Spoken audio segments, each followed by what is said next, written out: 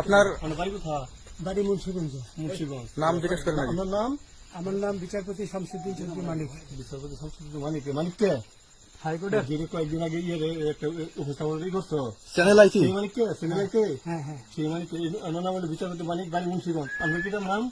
পিতার নাম মরহুম আব্দুল হাকিম চৌধুরী। আব্দুল হাকিম চৌধুরী, গুড। জি। আপনি এই যে পালাইতেছেন কেন বলেন? ভয়ে পালাইতেছি। কার বইয়ে? আর প্রশাসনের ভয়ে। প্রশাসনের বইয়ে। ওই একটা মেয়ে বলছিলেন যে ইয়ের বাচ্চা দীপ্তি চৌধুরী, এটা আমি খবর চেয়েছি।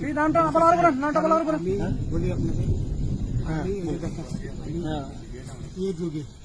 আমি তো কত রুগী নেন মিডিয়াতে তো খুব সুন্দর। আচ্ছা আচ্ছা শোনেন, একটু স্লো।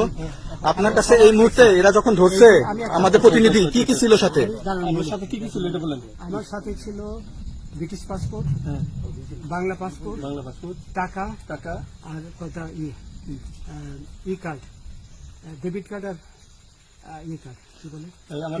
আচ্ছা, কালকে যে টাকাগুলো ছিল, আজকে কোনো টাকা ছিল সাথে? আজকে ছিল না, আজকে যে কত 40 বাংলাগুলা। হ্যাঁ, 40,000 টাকা আজকে। হ্যাঁ, আজকে যেটা কয় টাকা ছিল দেখেন। এই দেখেন 40,000 টাকা ছিল। কালকে যে দুজন টাকা নিছে ওদের কাছে কত টাকা ছিল? 60-70 লাখ। আচ্ছা 60-70 লাখ। আচ্ছা, নিয়ে গেছে। নৌকালাও সাথে নিয়ে নিছে? নৌকালা এবং ওই লোক দুজন সাথে একসাথে নিছে? না, ওই দুই ছোকরা নিয়েছে।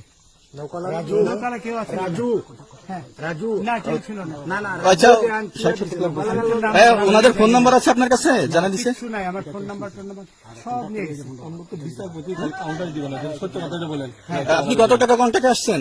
আমি 15,000 টাকা ওদের বলছিলাম, ওইটা আমি দিছি। কিন্তু পরে এই দুই ছেলে আমার মাইরা ধইরা মাইকটা কোন জায়গায় মারছে ভাইয়া? বর্ডারে আনিয়ে মারছে ভিতরে, তারের ভিতরে, ইন্ডিয়ার ভিতরে। আমরা তো ইয়ের নামে আমাদের বাংলাদেশের অনেকের নামে আপনি অনেক অন্যায় করছেন, জুলুম করছেন। এটা সঠিক? আমি জুলুম করি নাই। আমি আচ্ছা, এগুলো আইন প্রক্রিয়ায় চলবে, এগুলো আমরা কিছু কথা বলতে পারি না। চলেন ভাই, হিসাবে বাকি যা জিজ্ঞাসা করার আমাদের ঊর্ধ্বতন জিজ্ঞাসা করবে, আমরা যাই এখন।